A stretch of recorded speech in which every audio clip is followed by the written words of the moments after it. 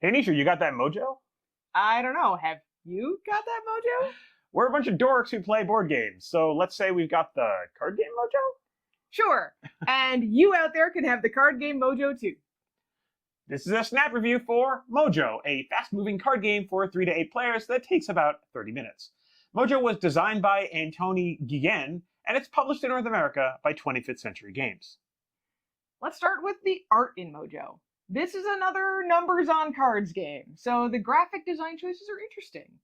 The font is a little off balance and feels playful to me. There are 5 different colors which represent how common a number is in the deck. Blue are the least common, and pink are the most common. I thought it was really interesting that each color has a corresponding animal, which shows up in the corner here below the number, but also as a subtle background design. I was paying so much attention to color that I didn't even notice these animals until I'd actually played the game a few times. This is actually a really great feature because we have some friends who have issues with different colors, so it's a nice touch. Then there's the Mojo card. It has a swirl with all 5 colors, and the subtle animal designs still show up in here too. All right, Anisha, we've got colored cards and a Mojo card. What do we actually do with them? How do you play this game? You try to get rid of your cards. Everyone starts a round with 8 cards in their hand. On your turn, you play a card onto the discard pile. If it's smaller than the number that was already on the pile, your turn ends. If it's larger than the number that was there, then you have to draw a new card from the deck, and then your turn ends. But if it's exactly the same as the number on the pile, you play another card. If you've got a bunch of the same number, this can be a great way to get them all out of your hand. If you have 3 or fewer cards left in your hand at the end of your turn, you enter Mojo time! You won't be able to get rid of any more cards this round. Instead, place your cards face down in front of you.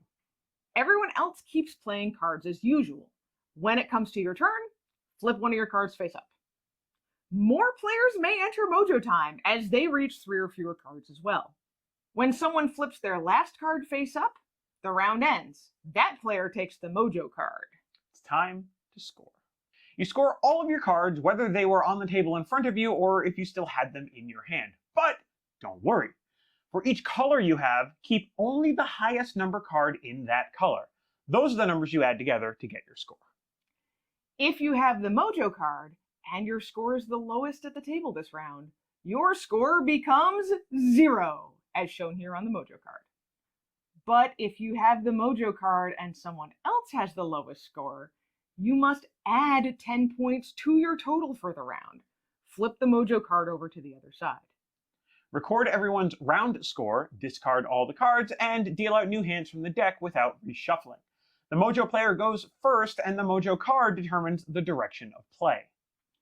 The game ends after a round where a player has reached at least 50 points. Then, whoever has the fewest points wins the game. So what did we expect from Mojo? I mean, at first blush, it was hard for me to know what to expect. It's a card game. There's not a lot of visual cues telling you what to do on the cards, so honestly, I was pretty open on this one. When I first saw Mojo, I thought it might be a trick-taking game. It also made me think of Mind Up, which we reviewed a little while ago, and that's not surprising because they were both illustrated by the same artist.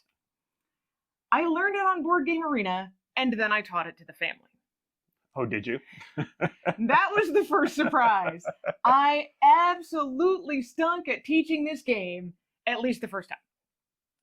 It feels really simple, but there are several small things that aren't really intuitive about how the rules work. So before you play, go back and review the mechanics section of this review to make sure you didn't miss anything.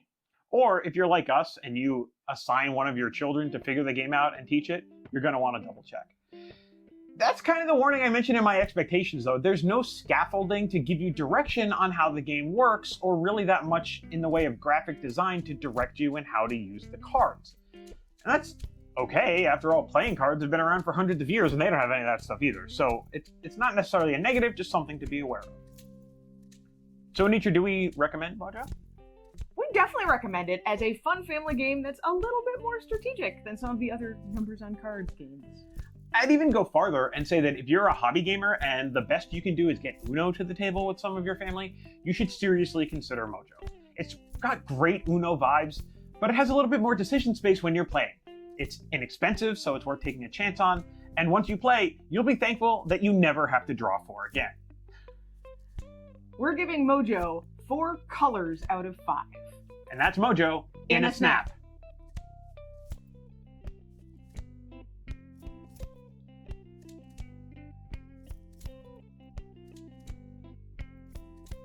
Mojo time!